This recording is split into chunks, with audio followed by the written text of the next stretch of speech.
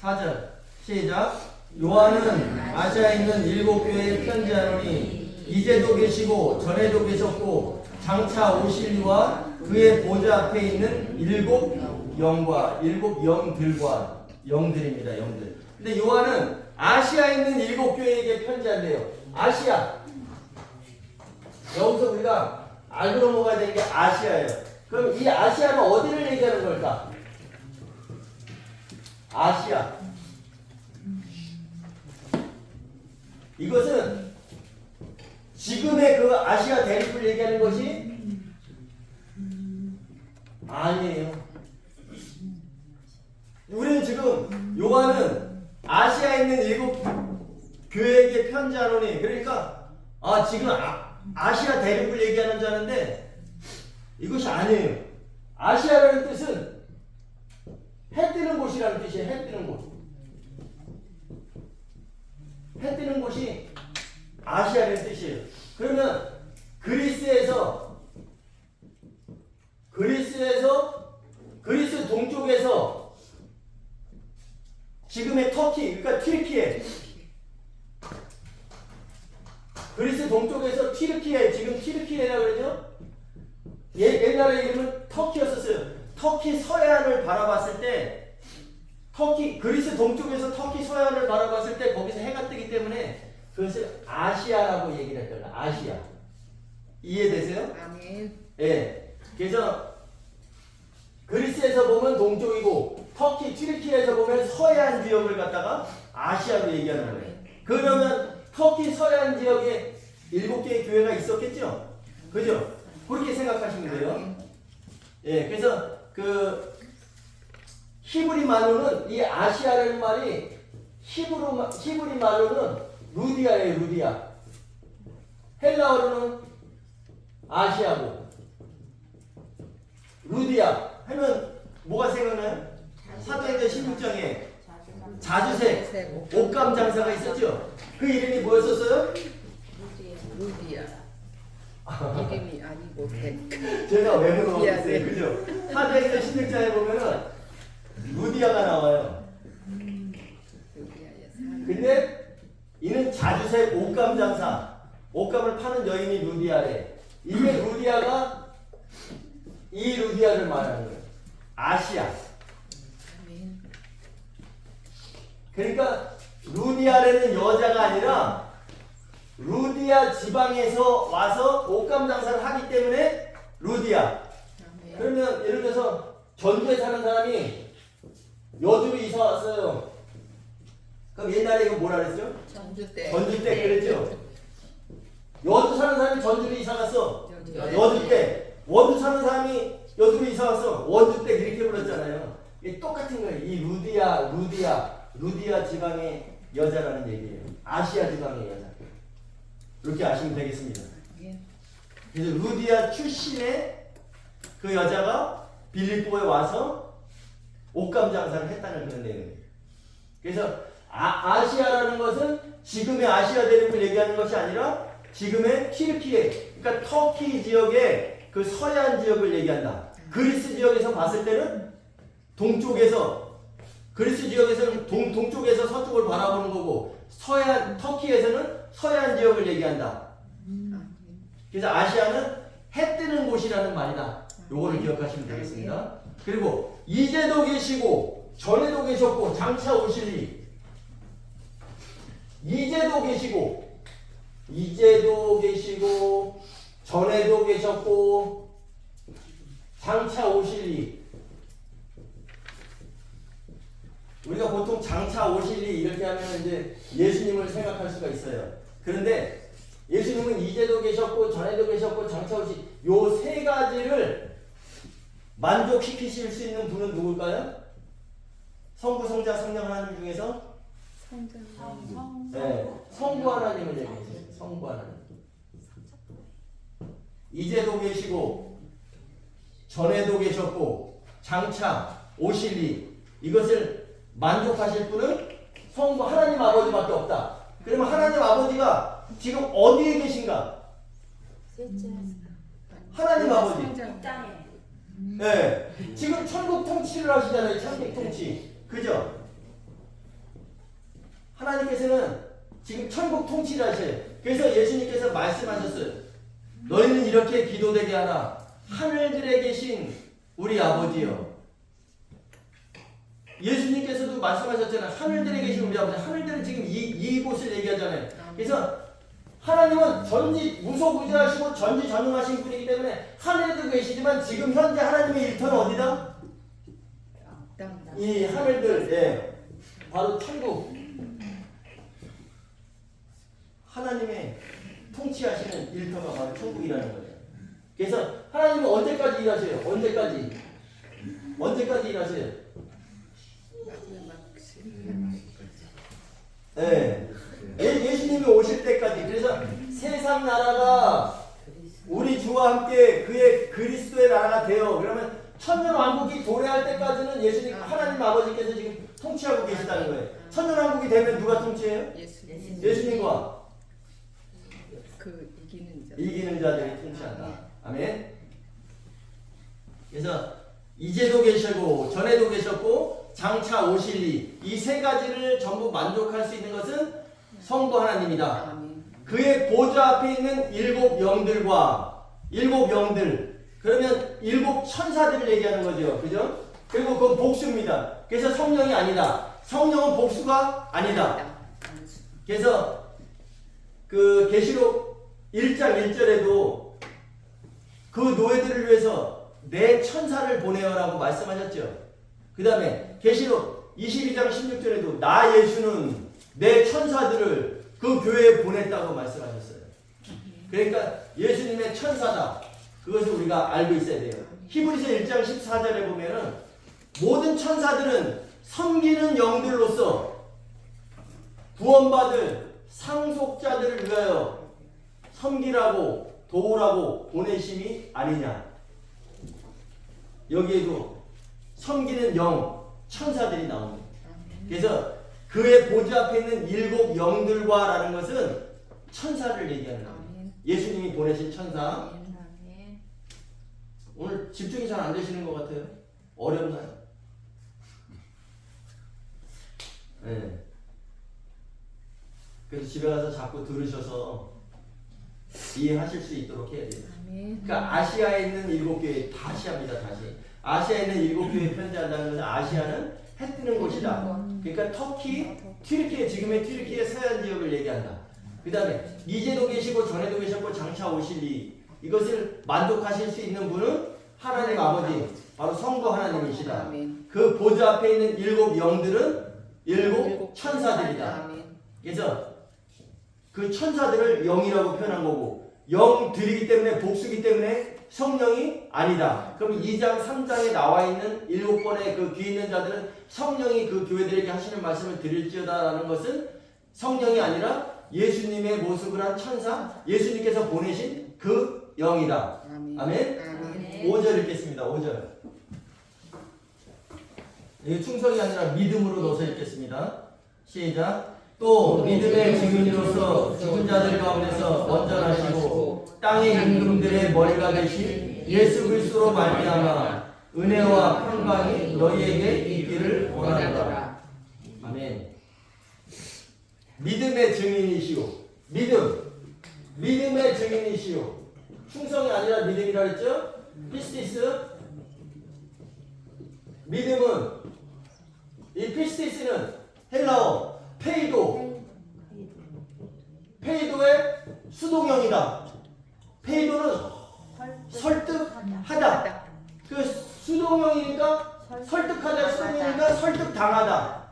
그래서 믿음의 증인, 히브리서 2장 12장 2절에 보면은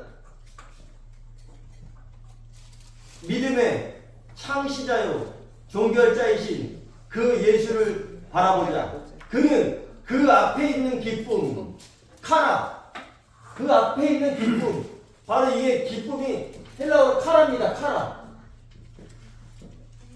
예수님께서는 십자가를 지실 때 그 앞에 있는 기쁨, 이 카라는 그럼 뭐겠어요?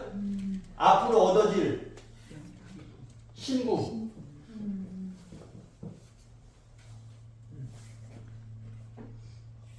믿음의 창시자요 종결자이신 예수를 바라보자. 믿음을 창시하신 분이고 믿음을 종결하신 분이다. 나는 알파와 오메가다. 나는 시작했으면 반드시 끝까지 간다라는, 끝을 본다라는 그런 내용이잖아요. 그래서 믿음의 증인이시오. 그는 그 앞에 있는 기쁨을 위하여 내가 십자가에서 달려 죽으면서 내가 피를 흘려서 나는 교회를 세울 것이야. 그 교회들이 한 몸 돼서 내가 다시 올 때는 그들과 혼인을 할 것이야 라는, 그것이 그 앞에 있는 기쁨을 위하였었어요. 그래서 그 앞에 있는 기쁨을 위하여 십자가를 참으사 부끄러움을 개의치 아니하시고 하나님 바로 그 자리에 앉으셨느니라. 하나님의 자리로 복귀하셨느니라. 아멘. 그래서 그 믿음의 증인이시오. 또 죽은 자들 가운데서 먼저 나시니, 이거 우리가 많이 알죠? 죽은 자들 가운데서 먼저 났대. 네. 죽은 자들 가운데서 먼저 나신이라고 표현되어 있지만 요거는 프로토토코스,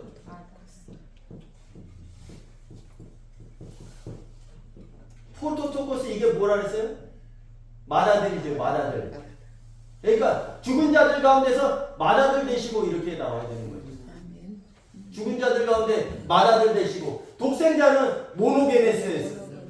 예수님께서 오셨을 때는 독생자로 오셨단 말이에요. 사람의 몸을 입고 독생자 모노게네스로 오셨지만 죽으실 때, 죽고 다시 부활하실 때는 뭘로 부활하셨다? 맏아들로 부활하셨다. 그리고 그러면 예수님께서 다시 오실 때는 뭘로 오세요? 독생자로 오세요? 맏아들로 오세요? 네, 독생자는 이미 끝났잖아요. 이것이 바로 은혜라는 거예요. 맏아들로 부활하셨기 때문에 독생자라면 그 집안에, 하나님 집안에 아들이 없어. 하나밖에. 그래서 모노게네스는 하나밖에 나오지 않았다. 독생자잖아요. 근데 프로토토코스는 맏아들. 예수님께서 죽으시면서 그 피를 흘려 죽으시면서 부활하시고, 그때는 맏아들로 부활하셨기 때문에 우리가 하나님의 자녀가 될 수 있다는 거죠. 이렇게 안 하셨으면 우리가 하나님의 자녀가 될 수가 없어요. 그래서 하나님의 자녀가 될 수 있는 것이, 이것이 바로 은혜라는 거고, 하나님의 자녀로 끝나면 돼요, 안 돼요? 하나님의 자녀가 됐다고 해서 우리가 거기서 끝나는 것이 아니라, 하나님의 자녀는 시작인 거예요, 시작. 우리 여기서 상속자, 바로 유업을 이을 아들이 돼야 되는 거예요, 아들. 이것까지 우리가 가야 되는 거예요. 여기 시작에서 끝나면 안 된다. 자녀가 됐다고 해서 끝나는 게 아니라, 내가 하나님의 가정에 자녀로 태어났어. 그러면 그 자녀로 끝나는 것이 아니라 아들은 뭐 이기는 자. 이기는 자는 내 아버지의 성전에 기둥이 되게 하리니, 여기까지 우리가 가야 되는 거죠. 예수님께서 부활하시고, 예수님의 생일날 시편 2편 7절에 기록된 것 같이 너는 내 아들이라 오늘날 내가 너를 낳았도다. 사도행전에서 말씀하시죠. 그럼 예수님의 맏아들 되신 그날이 예수님의 생일인 거예요. 예수님이 부활하신 그날이 예수님의 생일인 거예요. 근데 여기에서 죽은 자들 가운데서 먼저 나시고가 프로토토코스. 우리 이렇게 번역했죠. 로마서 8장 29절에는 맏아들로 번역이 되어 있습니다. 그리고 히브리서 1장 6절에도 그가 맏아들을 이끌어 세상에 다시 들어오게 하실 때, 성도들의 거주지 공중으로 다시 오시게 하실 때, 여기도 맏아들로 되어 있어요. 성경에 맏아들은 5번 나와요.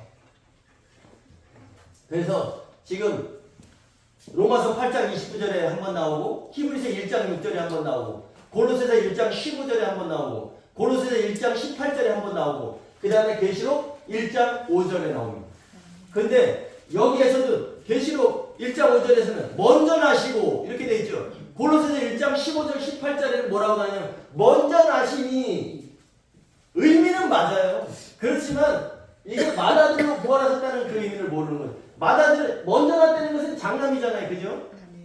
그러니까 이렇게 우리가 맏아들로 부활하셨다. 그래서 주님이 맏아들로 부활하시고, 이 사실이 바로 복음의 내용이다. 그래서 요한은 이미 너희에게 증언하였었느니라. 요한복음 그 다음에 요한 1, 2, 3서를 통해서 증언할 때 그 요한복음의 핵심이 뭐였었어요? 요한의 증언의 핵심이? 지난주에 했는데 독생자. 예. 그래서 복음의 핵심, 요한이 증언하려고 했던 그 핵심은 독생자였었어요. 그래서 독생자로 오셨지만 마다들이 되셨다라는 그 내용이죠. 그래서 죽은 자들 가운데서 먼저 나시고 땅의 임금들의 머리가 되신 예수 그리스도. 땅의 임금들의 머리가 된 땅은 어디라 그랬죠? 계시록에서 땅은 교회. 교회를 말하는 거예요. 아멘. 그래서 이 땅의 임금들의 머리가 되신 예수 그리스도, 여기에 평행 구절이 있습니다. 우리 골로새서 1장 18절 찾아볼게요. 골로새서 1장 18절 신약성경 325페이지.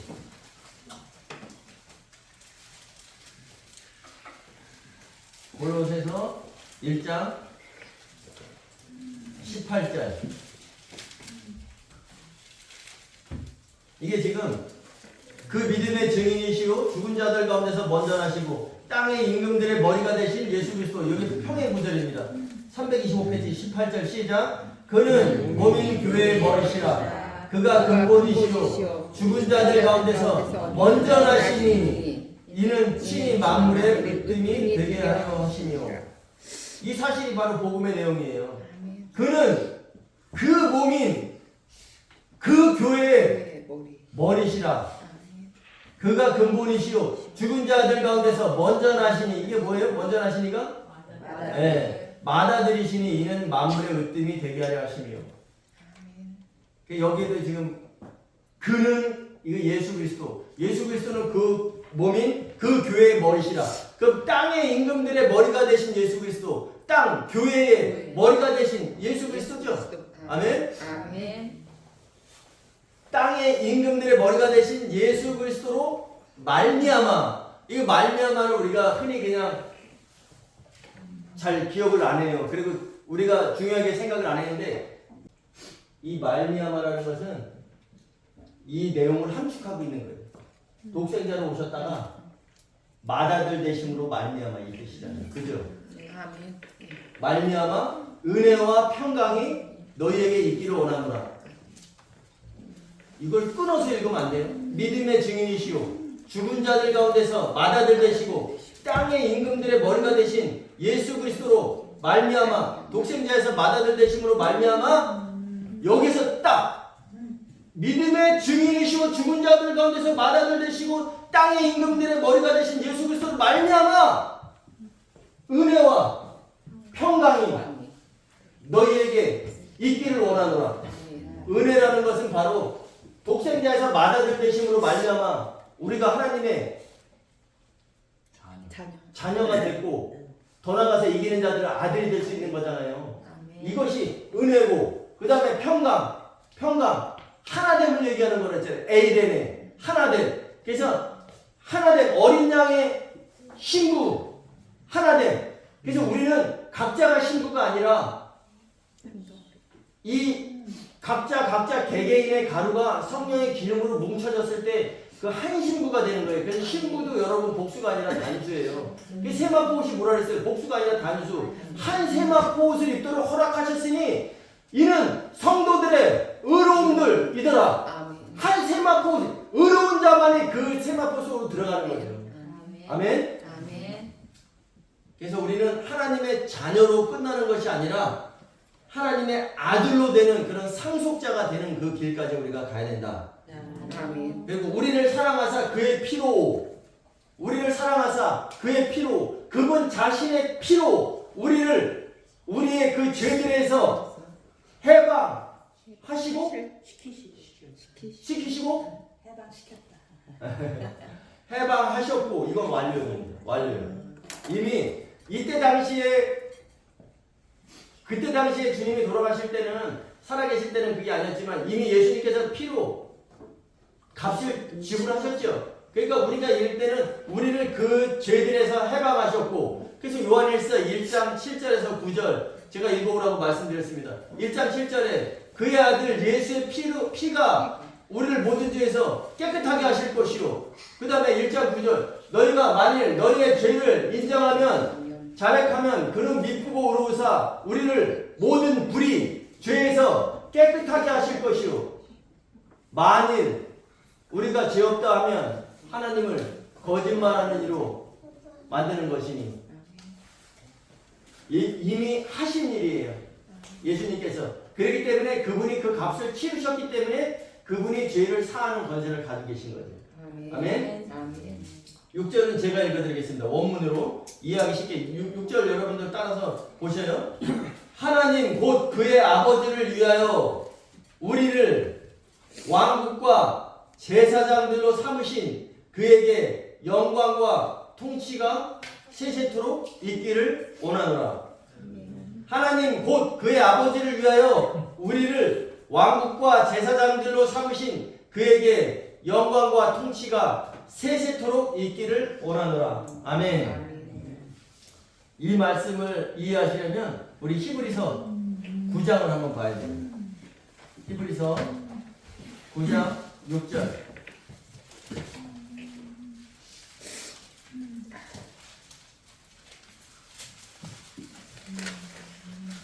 361페이지 9장 6절 시작. 이 모든 것을 이같이 예비하였으니 제사장들이 항상 첫 장막에 들어가 섬기는 예식을 행하고. 첫 장막 2절 읽어보겠습니다. 9장 2절 시작. 예비한 첫 장막이 있고 그 안에 등잔대와 상과 진설병이 있으니 이는 성소라 읽었고. 그러면 6절에 나온 첫 장막이 어디겠어요?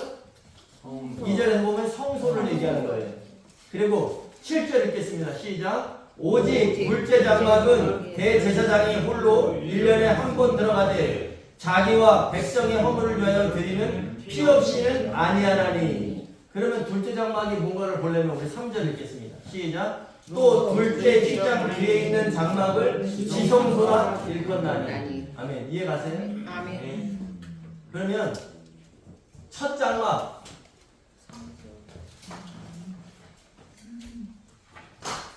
성소의 모형 속에는 이 끝에 여기 휘장이 있어요. 휘장. 그리고 여기를 성소, 여기를 지성소라 그래요. 그러면 아까 여기 첫 장막을 성소라 그랬죠. 첫 장막. 그 다음에 여기 둘째 장막이라 그랬죠. 여기서 제사장들이 다 제사를 준비합니다. 여기서. 그래서 제사장들이 다 준비한 후에 대제사장이 1년에 한 번 여기로 들어가는 거예요. 여기서 늘 제사를 드리겠죠. 그 다음에 대제사장이 1년에 한 번 제사장들이 준비해준 이것을 가지고 지성소에 들어가서 백성들의 모든 죄를 여기서 해결하고 나오는 거예요. 그럼 이게 성소와 지성소인데 여기에 지성소에 들어가는 것은 누가 들어간다? 대제사장이 들어가요. 그러면 성소에서 준비하는 사람은 제사장들이겠죠. 그래서 우리를 왕국과 제사장들로 삼으신 그에게 영광과 통치가 세세토록 있기를 원하노라. 이것은 제사장들에게는 성소에 일하는 제사장들에게는 1년에 한 번 죄를 사함 받아야 되죠. 대제사장이 꼭 필요한 거예요. 아멘. 그럼 반대로 대제사장에게는 누가 필요해요? 제사장. 제사장이 필요한 거예요. 아멘. 그래서 우리를 왕국과 제사장들로 삼으신 그에게 영광과 통치가 세세토록 있기를 원하노라. 이것은 제사장들이 제사를 준비해야만이 대제사장이 그걸 가지고 들어갈 수가 있다니까요. 대제사장 혼자서 제사를 준비하고 가지고 들어가는 게 아니라 나눠져 있잖아요. 그죠? 네. 그러면은요, 이렇게 이어지나요? 지금 번뜩 생각해보는데 성도들은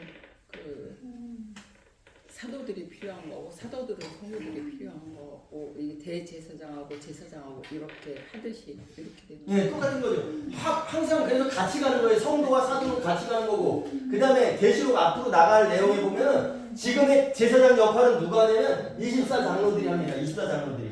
24장로들이니까 이게 사람이 아니라 이게 천사예요. 아멘.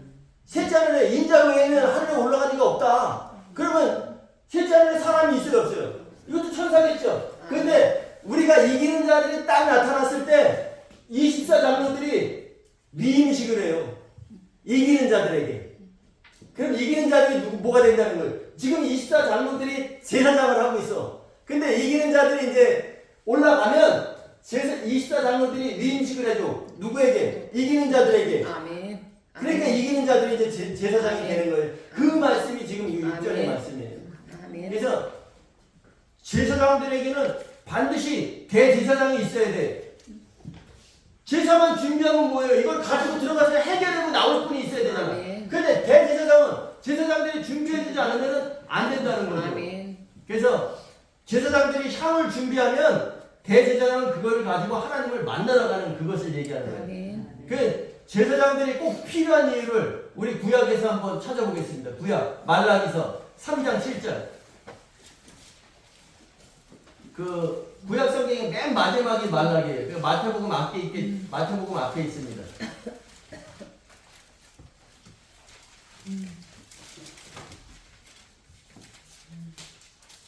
삼 3장 7절 1330페이지.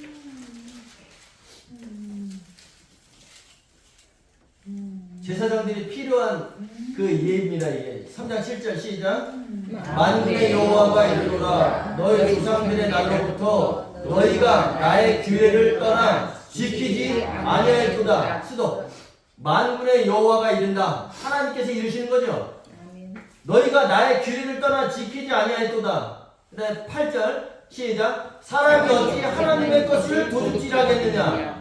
그러나 너희는 나의 것을 도둑질하고도 말하기를 우리가 어떻게 주의 것을 도둑질하였나 하는도다. 이는 곧 11조와 봉헌물이라.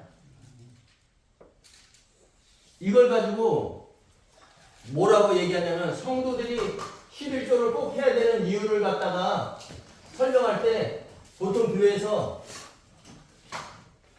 이 말씀을 가지고 얘기를 합니다. 근데 이것은 11조와 봉헌물을 이들이 떼어먹었다고 얘기를 하죠. 근데 여기에서 나오는 너희는 만군의 여호와께서 책망하시는 너희는 바로 제사장을 얘기하는 거예요. 제사장. 그러니까 너희가 나의 규례를 떠나 지키지 아니하였도다. 너희는 나의 것을 도둑질하고 말하기를 우리가 어떻게 주의 것을 도둑질하였나이까 하는도다. 이는 곧 11조와 봉헌물이라. 이렇게 얘기하는 것은 이것은 제사장을 얘기하는 거예요. 그러니까 이 내용을 보면 이거 책망하시는 내용이잖아요. 그죠? 아멘. 9절에 보면 나와요. 9절. 시작. 너희 곧 온 나라가 나의 것을 도둑질하였으므로 너희가 저주를 받았느냐. 이렇게 나와요. 그럼 이것은 하나님께서 지금 책망하시는 거예요. 책망. 아멘. 그러면 이 문맥으로 봤을 때는 11조를 안 드린 사람들을 책망하는 것이 아니라 구약의 레위인들은 구약의 지파에서 레위인들은 성막에 일을 했죠. 레위인들은 성막에 일을 했습니다. 그래서 다른 11지파가 가서 12지파 중에 레위인들은 성막에서 일을 했으니까 11지파가 가서 밖에 나가서 돈을 벌죠. 그래서 이들이 11조를 드리죠. 11조. 11조를 드리면 제사장에게 드립니다. 제사장에게 11조를. 그러면 제사장은 이걸 가지고 있으면서 이들의 11조 봉헌물을 다 받아가지고 성막에서 일하는 레위인들에게 나눠줘야 돼요. 아멘. 그러니까 우리말로 월급을 주는 거죠. 아멘. 왜냐면 이들이 아까 지성소와 성소를 얘기했을 때 여기서 일하는 자들이잖아요. 아멘. 네? 아멘. 근데 성막에서 일을 하는 사람들이 이들이 11조를 바쳐서 제사장에게 바쳐서 제사장이 골고루 나눠줘야지만 이 레위인들도 결혼했으니까 가정 있고 자녀들이 있잖아요. 이들이 생활을 할 수 있는데 요것을 백성들이 제사장에게 드리니까 제사장이 요걸 떼먹는 거예요. 그러니까 이들에게 가겠어요? 안 가겠어요? 그러니까 이들이 어떻게 해요? 나가서 일을 하는 거야. 돈을 벌어요. 왜? 처자식 먹여 살려야 되니까. 그렇기 때문에 지금 이 부분을 가지고 책망하시는 내용이란 말이에요. 너희는 다시 돌려놔. 이들의 백성들이 바치는 11조를 잘해서 레위인들에게 골고루 나눠줘서 이들이 성막의 일을 제대로 하게 해. 아멘. 제사가 온전히 이루어지도록 해. 아멘. 왜? 이들이 밖으로 나가니까 제사가 온전히 이루어지겠어요? 안 안 이루어지겠어요? 이루어지. 그 말씀으로 지금 7장부터 9절, 7절부터 9절까지 책망하신 내용이고, 아멘. 그 다음에 우리가 잘 아는 내용 10절 시작. 만군의 여호와가 이르노라 너희의 온전한 11조를 창고에 들여 나의 집에 양식이 있게 하고 그것으로 나를 시험하여 내가 하늘문을 열고 너희에게 복을 쌓을 곳이 없도록 붙지 아니하나 보라. 이 내용은 우리가 흔히 교회에서 얘기해요. 11조를 드리면 복을 쌓을 곳이 없도록 붙지 아니하나 보라.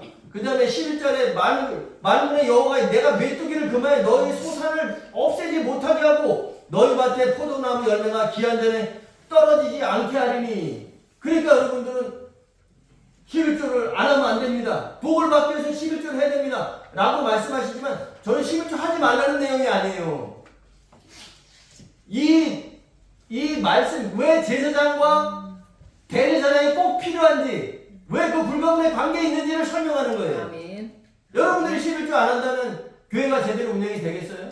안 되죠. 근데 오늘날에 드리는 11조는 찬송의 제사, 그러니까 내가 이 구약에 있는 것을 그대로 따라서 드리는 11조가 아니라 하나님께서 내게 주신 은혜가 너무 감사합니다. 나는 이 감사를 어떻게 표현할 길이 없으니 주님 우리가 가장 귀하게 여기는 그 물질을 하나님 앞에 봉헌합니다라는 찬송의 제사예요. 아멘. 근데 여기서 오늘 10절 11절에서 말씀하신 만군의 여호와가 너에게 이른다. 너희가 온전한 11절을 드리면 내가 내 창고에 보물이 쌓을 곳이 없도록 붙지 아니하나 보라. 이 말씀은 이 제사가 제대로 이루어졌을 때 아멘. 아멘.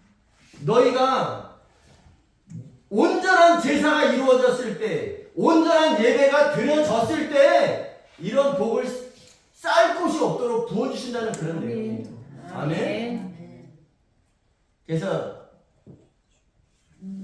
온전한 예배, 온전한 제사는 바로 제사장들이 향을 잘 준비해서 대제사장이 지성소에 둘째 장막에 들어가는 거죠. 아멘. 그러면 여기에 더불어서 우리가 봅니다. 제가 오늘 아침에 나왔는데 어제 청소를 싹 해놓고 갔어요. 근데 오늘 아침에 와보니까 마른 지렁이가 하나가 있더라고. 말라 비틀어졌어요. 네. 그럼 여기 화분이 있으니까 화분 속에서 지렁이가 살다가 자기가 뭔가 답답함을 느꼈는지 뭔가를 해서 나왔겠죠. 그럼 흙 속에 계속 있으면 물을 지속적으로 공급해주니까 지렁이는 계속 살아갈 수 있죠. 그런데 지렁이가 화분을 나와서 이 타이로를 지금 가고 있다가 가는 여정 속에서 바닥이 따뜻하니까 말로 비틀어진 거죠. 죽었어요. 포가 됐어요. 근데 우리의 삶의 여정이 이것과 똑같다는 거죠, 여러분. 아멘. 목마름을 느끼지 못하는 병도 병인 거예요. 그래서 무갈증증이라고 그래요. 그걸 무갈증증. 무갈증증이라는 것은 뇌의 특정 부위에서 문제가 생긴 거예요. 내가 뇌 속에서 내가 목마름을 느끼게 하는 그 갈증, 그 신호를 보내서 내가 물을 먹게 해야 되는데 갈증을 못 느끼게 하는 거지. 그러니까 무갈증증이라고 해요. 이거 병이랍니다. 이거. 특히 노화가 되면서는 이게 더 심해진대요. 그래서 나이가 드시면은 일부러 물을 드셔야 되는 거예요. 근데 이 갈증은 신체의 그 물이 부족한 상태를 말하는 것이지만 이것을 무갈증증을 느껴서 물을 섭취하지 못한다면 심각한 탈수나 그 다음에 혼동, 의식저하, 많게는 심장마비까지 일으킬 수가 있대요. 그래서 제가 이게 궁금해서 어저께 AI한테 물어봤어요. 그럼 영적인 무감각이 됐을 때는 어떻게 하나요? 이렇게 물어봤더니 거기에 답이 나왔습니다. 영적인 무감각인 상태가 되면 기도와 말씀 묵상에 대한 열정이 상실된대요. 그 다음에 죄에 대해서 무감각해진다. 그 다음에 하나님과의 분리감이 느껴진다. 그 다음에 세상의 재미와 쾌락만을 추구한다. 그런 쪽으로 가는 거죠. 그 다음에 영적인 교만에 빠질 수 있다는 거죠. 지렁이가 여기서 나왔을 때는 뭔가 다른 곳을 찾기 위해서 자기가 왔습니다. 이 죽음의 길인지도 모르고 여기 가면 내가 죽는다는 것을 모르는 거죠. 계속 갔겠죠. 1m, 2m를 밤새. 이것이 바로 우리의 삶의 여정인 거예요. 우리가 목이 마르면은 무갈증증이 안 걸린 사람은 목이 마르다는 신호가 뇌에서 보내주면 나는 그 물을 마시는 행위를 합니다. 근데 여러분들 영적인 무갈증증, 영적인 무감각증에 빠진다면 여러분들 내가 목이 마를 때는 물을 마셔야지 되는 것처럼 영적인 무감각증에 빠진다면 여러분들 영적인 물을 갈급함이 없어지는 거예요. 그렇다면 우리는 하나님의 자녀로서만 만족하고 살아가고 있다는 거죠.